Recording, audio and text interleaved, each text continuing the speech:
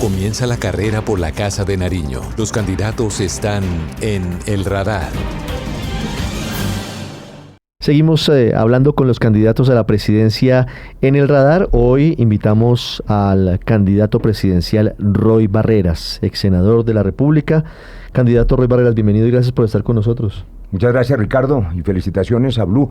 Decía ahora fuera de cámara, ha crecido mucho Blue. Estuve revisando esos números en audiencia. Pues hemos crecido, es que somos número uno. Bien, por eso. Y eso humildemente. Han crecido humildemente. Muchas gracias. Muchas gracias por la humildad. ¿Cómo va la candidatura? Se parece la humildad de algunos candidatos. ¿Cómo va la candidatura presidencial, doctor Barreras? Muy bien, yo tengo una convicción hace mucho tiempo. Colombia tiene que tomar su futuro como una oportunidad para sanar heridas, para unirse, para afrontar los retos y también el potencial que tiene este país, que es maravilloso. Yo acabo de llegar de Córdoba, estuve anteayer en Florencia, en Caquetá. Por donde voy, la belleza, la exuberancia de Colombia, el potencial agrícola, agroindustrial, de turismo mundial, minoenergético, la capacidad de trabajo de la gente. O sea, Colombia tiene todo para salir adelante. Necesita gobierno para todos, gobierno que una, gobierno donde todo el mundo gane, no haya medio país perdiendo. Y bueno, es lo que yo sé hacer. Lo que yo sé hacer es concertar, usted lo sabe, dialogar y gobernar para todos. Por eso voy a participar en la consulta presidencial de marzo y la voy a ganar para ofrecerle al país un proyecto. Usted me habla de la consulta del Frente Amplio. De la consulta del Frente Amplio, sí, que es la que está prevista hace mucho tiempo. Nosotros habíamos acordado, eso salió bien, que hubiese una candidatura legítima de la izquierda, que se decidió en octubre 26 con el senador Iván Cepeda, y yo lo espero en marzo para competir con él. Pero si no se ganar puede, esa consulta. Si el candidato Iván Cepeda no pudiera ir a la consulta del Frente Amplio por impedimentos legales, hay una discusión muy grande sobre si la consulta de octubre fue o no interpartidista. Si no fuera a esa consulta el candidato Iván Cepeda, ¿usted iría de todas formas a esa consulta? Mire, dos cosas. El Consejo Nacional Electoral, que es de lo que estamos hablando, es un órgano de origen político, lo sabemos todos. Sí. A diferencia de la Corte Constitucional, incluso, que también la elige el Congreso, las ternas de Constitucional la eligen las otras cortes y tienen otro origen. Pero son los partidos políticos claramente los que ponen cada uno un magistrado. De manera que las decisiones son políticas. Pues obviamente revestidas de un ordenamiento jurídico. Pero sí, eso no Pero las, si eso, es una eso no decisión legítima. Política, no, es una decisión legítima, política. Pero yo estoy seguro que el Consejo Electoral no puede impedir la voluntad de 3 millones de ciudadanos que en octubre 26 decidieron elegir un candidato. Todos sabemos, yo recorrí el país invitando a fortalecer esa consulta, para ir a octubre en donde vamos a unirnos el centro y la izquierda. Yo se lo dije a usted, Ricardo, en una entrevista hace meses, telefónica, y lo dije cuando regresé de Londres. Va a haber la unión del centro y la izquierda, a diferencia de lo que pasó en Chile, por eso perdió la señora Jara. Y Colombia tendrá un presidente de centro-izquierda que una al país. Marzo 8 es el momento de tomar esa decisión. Así que va a haber consulta. Yo espero que Iván pueda participar, que compita conmigo, competiré con él, voy a ganarla y vamos a unir al país. Ese es un escenario, digamos, hay dos caminos. Eso es si Iván Cepeda puede participar. Y usted dice, bueno, que tiene la legitimidad de un número importante de votos, eso es cierto, pero la discusión al final termina siendo legal. Usted dice que es política, sí, pero la ley dice que si un candidato participó en una consulta interpartidista, no puede participar en otra consulta interpartidista para las mismas elecciones. Si eventualmente se citara la ley en ese sentido, e Iván Cepeda no pudiera ir, ¿usted participaría de esa consulta? Usted ya me dijo en el primer escenario, Iván Cepeda va, yo voy. Si Iván Cepeda no va, ¿usted va a la consulta? Yo voy a ir a una consulta en marzo. En cualquier caso. Entre otras cosas por una razón sencilla, que se la cuento aquí entre nos, a los televidentes del radar. Porque necesito poner unos boticos en las urnas. Es que la campaña empieza en enero. Necesita medirse. Yo no me he contado. Me voy a contar. Y cuando me cuente, ya hay unos numeritos de carne y hueso, no los números falsos de las encuestas y la cosa gaseosa y la especulación. Cuando los numeritos sean de verdad, de votos dentro de las urnas, hablamos. Así que yo iré a esa consulta porque vamos a contar. ¿Quiénes más van a ir a esa consulta? ¿Quiénes están confirmados en esa consulta? Yo, hasta donde sé, Clara López, que fue ministra de Estado, que fue alcaldesa de Bogotá, que es senadora de la República, ha decidido y tiene aval para acudir, el aval del Partido Esperanza Democrática, si mal no estoy. He escuchado, y me lo ha dicho, que va a ir a esa consulta el exgobernador de Nariño, Camilo Romero. Y bueno, yo espero que vayan otros, ¿no? Porque pues Luis Gilberto Murillo iría. Ojalá participara, fue ministro del gobierno de Petro, fue canciller, es un hombre con una hoja de vida importante. Juan Fernando Cristo iría. iría. Participar, también fue ministro de Petro. Sí. Pues Cristo no nos acompañó en la campaña con Petro, pero luego nos acompañó en el gobierno. Y me parece que bienvenido. Yo creo que hay que hacer la consulta más robusta. Le anticipo un número. Señor. Para que lo anote y lo veamos aquí el 9 de marzo. Señor. La consulta del Frente Amplio obtendrá 6 millones de votos. Y en esa consulta... 6 millones de votos. Sí, señor. Contando Iván Cepeda. Todos, entre todos nosotros. Ok. 6 millones de votos. Esa es una hipótesis que vaya Iván Cepeda. Ese es un número que se vamos a ratificar aquí el 9. Sí.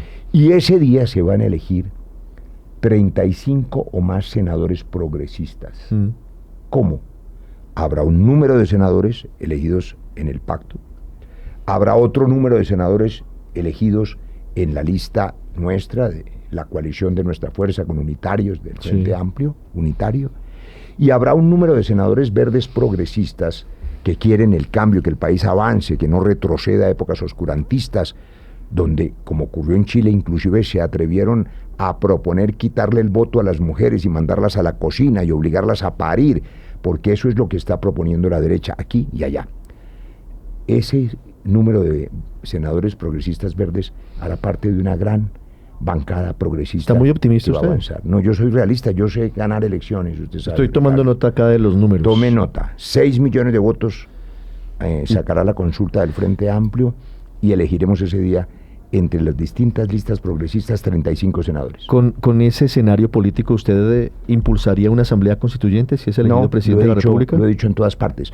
Entiendo la propuesta de la constituyente como una especie de reacción por la frustración, porque el Congreso no ha aprobado las reformas que el pueblo necesita, entre otras cosas. Acaban de hundir 2 leyes que me parece que la polarización hace mucho daño, porque hundieron la ley de financiamiento y esa plata, pues era plata para la gente, para poder pagarle a las clínicas, a los hospitales, para que no se agudice la crisis, para los bonos pensionales de los ancianos que nadie nunca reparó en ellos. Y eso, por supuesto, no debía hundirse en medio de la puja de la polarización. Volvieron a hundir la reforma a la salud. Hace 9 años, cuando escribí la ley estatutaria en salud, dejé claro que había que reparar cosas del sistema, que había que hacer auditoría a las EPS para que no abusaran de la plata sin ningún control. ¿Sabe cuánto es el dinero que se mueve en salud cada año? 102 billones de pesos de los impuestos de los colombianos que tienen que ver con la vida de la gente. Y nadie los controlaba. Había que poner, y hay que poner auditorías a las EPS, y hay que poner auditorías a las clínicas piratas que hacen facturas falsas, y hay que garantizar que los trabajadores de la salud ganen algo digno. Mire, hay médicos que hoy hacen una apendicitis, una apendicectomía, o sacan una vesícula, y ganan menos que una manicurista o que una peluquera, que es un trabajo digno, pero por favor, había que corregir la integración vertical que permitía esos abusos. Esa es la reforma. Claro. Pero es que la reforma que propuso el gobierno era una reforma que estatizaba la salud de nuevo. Yo creo que el problema de la reforma, yo digo que una reforma consensuada, dialogada, Ricardo, como la que propuse en el primer año del gobierno Petro, yo, recuerda usted, presidí el Congreso. Durante ese año hubo la coalición más grande que ha tenido un presidente, hubo armonía, se aprobaron todas las reformas, aprobamos el Tratado de Escazú, aprobamos la jurisdicción agraria como ley estatutaria, aprobamos al campesinado como sujeto de derechos, aprobamos inclusive una reforma tributaria. Todo estuvo tranquilo. Los empresarios ese primer año, tal vez usted recuerda, yo hice un anuncio, en ese momento nació mi movimiento, que era la Fuerza de la Paz, y generosamente todos los presidentes de los gremios, todos los sectores empresariales me acompañaron. Eso no había ocurrido nunca. Es decir, debo dar testimonio de que los empresarios colombianos estaban en el mejor ánimo de impulsar un cambio posible, un cambio hacia adelante, que se cerrara la herida social, porque un país puede producir más en la economía si no tiene ese rezago de pobreza, de abandono, de soledad de la gente que nadie antes le había dado la voz, que es lo que ha hecho en inclusión social el gobierno Petro. Pero eso se perdió, se rompió la coalición, se hizo añicos el diálogo. Cuando yo regresé encontré una pugna entre el Ejecutivo y el Congreso, entre el Ejecutivo y las Cortes, una desarticulación entre el gobierno nacional y los alcaldes. Gobernar es poner de acuerdo a la gente, que es lo que yo sé hacer. Por eso tengo la absoluta certeza de que todos estos 90 candidatos o 60, porque ahora van a filtrarse un montón, que aspiran desesperadamente a llegar a la silla de lo que llamamos la derecha, que tienen un lío, ¿no?, con el candidato Abelardo, porque no se les va a bajar. Pero esos, para decirlo en palabras del expresidente Uribe, de Abelardo hasta Fajardo, solo uno llegará a esa silla. La otra silla es la nuestra. Es la silla que la gente reclama para que el país sane esas heridas sociales, pero con estabilidad institucional, con respeto por el sector privado, con diálogo y consenso. Eso soy ¿Qué yo. lo diferencia a usted del candidato Iván Cepeda? Lo que acabo de decir, pero son muchas cosas. Para empezar, nuestros orígenes políticos. Iván Cepeda es un hombre legítimamente formado en la izquierda. Esa es su historia de vida, desde chiquito. Yo soy un hombre que desde chiquito soy de pensamiento liberal, entre otras cosas por una curiosidad. Mi abuelo era un campesino liberal y mi madre, que me lo mostraba como un héroe, como un campesino que luchaba con los pájaros que lo mataron en la violencia liberal, me dijo, hay que ser liberal. Después entendí y me formé qué es ser liberal, lo que usted y yo estamos haciendo, sobre todo lo que usted está haciendo. La libertad de prensa, la libertad de información, la libertad de opinión, el respeto a los medios de comunicación, el respeto a la crítica, el respeto a los artistas, la libertad para escoger la religión que quieras, libertad de culto, la libertad para invertir, para que tu negocio produzca y que nadie te quite el producido con una vacuna de un miserable, de un grupo ilegal que te extorsiona. La libertad para decidir hacer lo que quieras con tu cuerpo, para amar a quien quieras, no importa el sexo ni el género. Eso es ser liberal. Yo soy liberal, Iván es un candidato de izquierda. Para unir al país hay que unir el centro y la izquierda. Lo que pasó el domingo pasado con una candidata comunista en Chile que ganó sus primarias, usted recuerda. Sí, ganó. Que ganó la primera ganó vuelta. la primera vuelta. Sobrada, tenía 43% en las encuestas, euforia, triunfalismo. Perdió en la segunda vuelta. Porque esa candidata Jara no pudo recoger el centro, no pudo darle tranquilidad a la gente que exigía seguridad, que exigía respeto institucional. El centro que nos escucha en Blue es gente que no quiere saber de izquierda ni derecha, sino levantarse a trabajar, que le vaya mejor, ganar más platica, que su negocio le vaya bien, que el empleo sea estable, que el hijo tenga universidad donde estudiar. Y eso se hace sin dogmatismos y sin radicalismo. ¿Usted cree que si Iván Cepeda fuera presidente sería dogmático y radical? No, yo lo que creo es que si Iván fuese presidente sería el Iván que ha sido siempre. Y es un hombre legítimamente de una cuna de izquierda que tiene dificultades a pesar de él, porque lo intenta, la señora Jara también lo intentó, de establecer un diálogo nacional. Él viene promoviendo hace rato esa posibilidad. Pero en el caso de la señora Jara, ese fantasma del comunismo hizo que ella no pudiera hacer esa tarea. Pero además porque había unas propuestas complejas, ¿no? Hay propuestas difíciles. Por ejemplo, en la economía, usted me pregunta diferencias. Iván ha dicho, y es legítimo, que él cree que la economía debe ser manejada por el Estado. Y yo lo que creo es que no hay un solo país del mundo que produzca dinero, riqueza, valor agregado, empleo, trabajo, sin la iniciativa privada. No hay uno solo. China, que es un milagro económico, es porque descubrió que había que hacer iniciativa privada. Así que a mí me parece... China es un capitalismo de Estado. China no tiene... No, pero hay además competitividad, y hay empresarios, y hay inversión, y hay de todo. Entonces yo acabo de llegar de China y por supuesto el crecimiento económico es indiscutible. Tengo diferencias con ese régimen. Pero que ha crecido, no hay duda. Entonces, sin el sector privado no hay crecimiento. Sin crecimiento no hay trabajo, no hay empleo, no hay plática en el bolsillo. Pero no me refiero solo a los grandes empresarios. Cada tendero en Colombia es un empresario que es dueño de su negocio y que no quiere que se lo quiten ni que lo vacunen.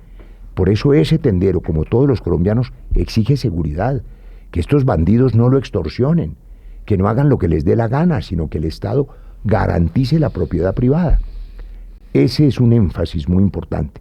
Tenemos cosas en común, claro, que es lo que hace que yo esté en esa consulta y no en la consulta de la derecha extrema. Creo en la inclusión social, es mi historia de vida, Ricardo. Si yo salí de las cruces y después de ser panadero y taxista, logré ser médico en una universidad pública, puedo salir de abajo hacia arriba. Yo sé lo que es eso. Así que esa visión que se llama progresismo, que no es nueva tampoco, es el liberalismo popular del siglo XIX, para que la gente progrese, yo creo en eso. Y vamos a acompañar ese compromiso con la gente. Mire, me dijo un personaje, un vendedor ambulante, ¿sabe que Petro no es presidente? Le dije, ¿por qué dice usted eso? Me dijo, no, lo que él es un oftalmólogo. Le dije, ¿por qué? Yo, porque me abrió los ojos y ahora sé que yo tengo derechos. Hay medio país que no quiere entender eso, que no lo ve. Esos también necesitan gafas, que no cree en eso. Pero y resulta que es una realidad. Hay 44% de popularidad de Petro y hay unas cifras económicas que lo respaldan. Es la realidad. ¿A usted le parece que ha sido un buen gobierno el de Gustavo Petro? Esa es una calificación simplista, perdóneme, Ricardo. No, uno no puede ¿es bueno o es malo? Calificar, no, ese es un error. Mire la dicotomía. O es bueno o malo. La sociedad del mundo, su vida, la mía, la de los oyentes, está llena de matices, está llena de grises. ¿Qué analista ¿es más serio bueno va a o decir es más malo? Que si es bueno o que es malo? Le voy a decir qué cosa es positiva de este gobierno y qué cosa es negativa, si quiere. Las listas podrían ser grandes. Al final a uno lo califican positivo. ¿Pasó o se rajó? Hay 44% en la universidad usted le dijeron, ¿pasó o se rajó? Hay 44% que no son la mayoría de los oyentes de Blue, pero que oyen otras emisoras. Y también hay oyentes de Blue. Pero eso es subjetivo. No, pues son en las encuestas. Yo no sé si usted cree en ellas o no. No, pues es subjetivo que usted diga que no son oyentes de Blue. No, digo que en Blue hay gente que no es oyente de Blue y gente que sí es oyente de Blue. Sí, claro. Porque cuando estamos hablando de medio país, el 44% hay de todo. Sí. Esos colombianos le contestan a Ricardo Ospina. Hay del 34 al 44%, digamos. Bueno, esos son millones de colombianos. Cifra varía. Sí, es cierto. Son millones. Sí, es cierto. Entonces hay millones de colombianos que le contestan a Ricardo Ospina. Es un buen gobierno. ¿Por qué hacen eso? Porque sienten que hubo como prioridad en la agenda la inclusión social. Es decir, mientras los 90 candidatos y candidotes y candidaticas acaban de elegir una, que es una señora, digamos, bien puesta, pero que la van a sacrificar en el Centro Democrático. Todos esos candidatos y candidatas y candidaticos todo el día hacen discurso anti-Petro, que le cascan a Petro, hacen un coro, mientras Petro le habla a la gente. Estoy haciendo es un diagnóstico, yo soy médico, por eso tienen el 33 o el 44, el número que usted quiera. Millones de colombianos dicen, hombre, Petro nombró un negro, nombró una indígena, nombró un LGTBI. Petro dice que el país es de todos. Errores, también se los señalo sin ninguna duda, lo he dicho públicamente desde el primer año. Los métodos que propuso el primer comisionado de paz, Danilo Rueda, por ingenuidad seguramente, o por lo que sea, abrir 20 mesas supuestamente de diálogos de paz con los bandidos de Medellín, con las bandas de Buenaventura, con las bandas de Barranquilla, con el ELN, con el tal Marquetalio ese Mordisco, con todos esos tipos, eso estaba condenado al fracaso, porque ahí no había método, rigor, y sobre todo no hay una cosa, fuerza del Estado. Cuando el tal Mordisco asesina hace unos días, y allá estuve, en el Huila, en La Plata, a una jovencita de 21 años que estaba de civil, patrullera, que llevaba a su niño a la guardería, es un criminal. Eso es un tipo que hay que ir por él. Es un tipo que acaba de hacer daño horrible en Buenos Aires, Cauca. ¿Usted cómo reformularía la paz total si es presidente, por ejemplo? Yo propuse hace varias semanas mi propuesta presidencial de seguridad total. Y lo dije, gracias por esa pregunta, Ricardo. No lo estoy diciendo ahora. Lo dije hace 15 años. Y usted, un poquito más joven, pero ya periodista reconocido, cubrió cuando yo presenté el Marco para la Paz. Y en el Marco para la Paz dije hace 15 años, la justicia transicional solamente se aplica en los conflictos armados internos que tienen carácter político y en las guerras civiles, en fin. Pero para los narcos y los traquetos es justicia penal ordinaria. Así que lo único que puede ofrecérsele a esos grupos criminales es sometimiento a la justicia, que es distinto a la propuesta que se hizo en el primer año de gobierno de justicia transicional, porque implica darle autoría política a los criminales. ¿Usted le daría estatus político a algún grupo? Claro que no. Mire, ¿a ninguno? Subir hoy yo creo que el conflicto político-militar se acabó en el 2016. ¿Al ELN tampoco? Cuando firmamos, el ELN se ha venido degenerando. Lo que acaba de hacer en los últimos 3 días, un paro armado A ver, perdóneme la palabra, pero tienen huevo. O sea, ¿qué creen? ¿Que protestando contra Trump, si los que están jodidos son los campesinos, que no pueden ir por el alimento, que no pueden vender la cosecha, que lo que hacen es bloquearles la salida, llenarlos de terror y fuera eso hacer atentados y matar inocentes? Los crímenes que acaban de cometer las bandas de narcos, porque son narcos en Cali, los atentados terroristas, eso es puro traquetismo. Y eso implica que el Estado, desde la fuerza, pueda someterlos a la justicia. Puede haber en algunos casos, Sur de Nariño, por ejemplo. Esta mañana evaluaba yo con algún observador internacional que está en la mesa esa de Caquetá, de Calarcá. Le confieso, le dije, mire, yo acabo de llegar del Caquetá y lo que veo es la gente mamada de la extorsión. Mamada, hasta los médicos lo están extorsionando. Y el observador internacional, que por supuesto por prudencia diplomática me reservo el país, me decía, mire, yo entiendo el escepticismo, pero créame que hay posibilidades de que el tal Calarcá abandone el crimen, hay avances en la mesa. Le dije, pues Dios quiera, pero si no dejan el crimen y las armas, hay que someterlos por la fuerza legítima del Estado. Esa es una diferencia. En las mesas de paz total que dirige el comisionado, o que parece que dirige el comisionado Oti Patiño, no se les exige la dejación de las armas. Esas son unas mesas de diálogo eterna donde han hecho esos tipos sino crecer y controlar territorios. Denuncié una cosa, y la voy a denunciar aquí, en Blue, porque acabo de llegar del territorio. El señor Calarcá y sus grupos ilegales están obligando a la gente a inscribir sus cédulas en el puesto 12 de octubre, zona rural. ¿De dónde? Y en el puesto San José de Cartagena del Chairá. Y de San José en Doncella. ¿Para votar por quién? No sé para votar por quién, pero mira el fenómeno. En ese puesto rural usualmente hay solamente 300 personas inscritas, de las que votan 120, 110. Van 3.000 inscritos, que lo sacan de la zona de la ciudad, donde pueden votar en la esquina a los 5 minutos, para irse a 3 horas a la zona rural, para intentar yo no solamente someter el territorio, sino someter la democracia.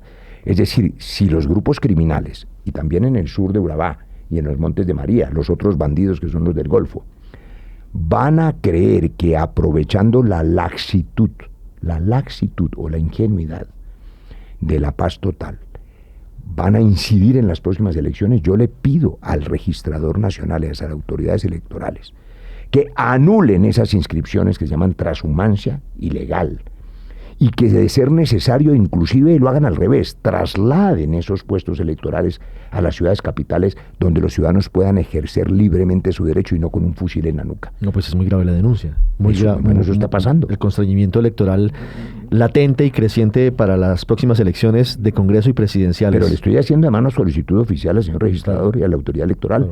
Que anule, repito, las inscripciones masivas fraudulentas en los puestos donde hay control territorial de los criminales.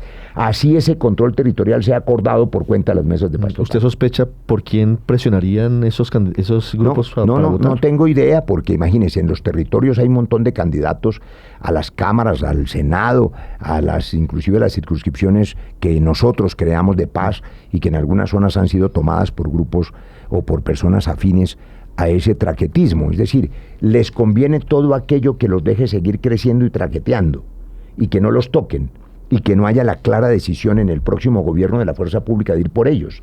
Es decir, si usted ralentiza o si usted paraliza la fuerza pública o la congela, o les dice, mire, estamos allá en una mesa de paz, por ahora no se meta, que va a haber paz, parece noble, pero si esa mesa no dura semanas ni meses sino años, y los tipos lo que hacen es crecer. Le doy datos que usted verificó en su momento. En el 2016, ese mismo Caquetá donde acabo de llegar, pero también el Cauca, respiró la paz. El turismo se triplicó. Inclusive la gente empezó a conocer zonas del Yarí que nunca había conocido. Y era un paisaje maravilloso. Vinieron turistas. Había compañías que hacían rafting en los ríos, en los cajones del Pato. Una cosa bellísima. Eso se perdió porque el Estado no llegó y los grupos criminales volvieron a tomar el territorio. Entonces, ellos quieren que eso se prolongue eternamente. En esa época, cuando firmamos el acuerdo, estos tipos eran 150, los del Caquetá. Ahora van cerca de 2.000. Cuando terminó el gobierno Duque, ya eran 1.500. No puede ser que sigan aprovechando la mesa para crecer. esa guachafita, esa sinvergüencería no va a seguir ocurriendo, pero yo soy un constructor. Le voy de a hacer paz. una pregunta final. Hágamela. Candidato Roy Barreras. ¿Usted desmontaría su candidatura para hacer la fórmula vicepresidencial de Iván Cepeda? Claro que no, mire, gracias por esa pregunta. Hice un videito ahora porque me parece que hay una campaña curiosa en ciertas bodegas y ciertos medios de algunas regiones muy divertida. Y les dije lo siguiente, mire, ¿por qué echan a andar esa especie? ¿Qué es lo que proponen? Que no hagamos consulta y que más bien hagamos una fórmula progresista donde yo aceptara la fórmula vicepresidencial del senador Iván Cepeda. ¿Será que tienen miedo de que les gane la consulta? Pues les confirmo, voy a ir a la consulta y la voy a ganar. Y el que tenga miedo que se compre un perro o que se vaya a primera vuelta. Pero esto es con votos, no con encuestas inventadas ni manipuladas para ver si logran inflar al candidato Fajardo, a ver si es la salvación del país, o si inflan al otro para que le dé miedo al otro lado y se muevan con el miedo. No, los ciudadanos son inteligentes. Los ciudadanos saben por quién votar y saben que el país necesita un gobierno que le dé garantías a todos, que no odie a nadie, que sea capaz de hacer el consenso y el diálogo que yo sé hacer y que conduzca a Colombia hacia el progreso y el crecimiento económico y hacia la justicia social. Voy a hacer eso. Me he preparado toda la vida para hacerlo. Lo voy a hacer si Dios quiere. Señor candidato presidencial Roy Barreras, muchas gracias por haber estado con nosotros. Muchos éxitos en su campaña. No, pues muchas gracias y muchas gracias por los éxitos y feliz Navidad a todos. Un mensaje de 10 segundos. Olvídense de la política en Navidad. La Navidad es una época maravillosa porque es la época de la unidad de las familias, en que nos abrazamos todos sin diferencias. Colombia unida, abrazada a todas sin diferencias, tiene un futuro y será bueno el año entrante. Comienza la carrera por la Casa de Nariño. Los candidatos están en el radar.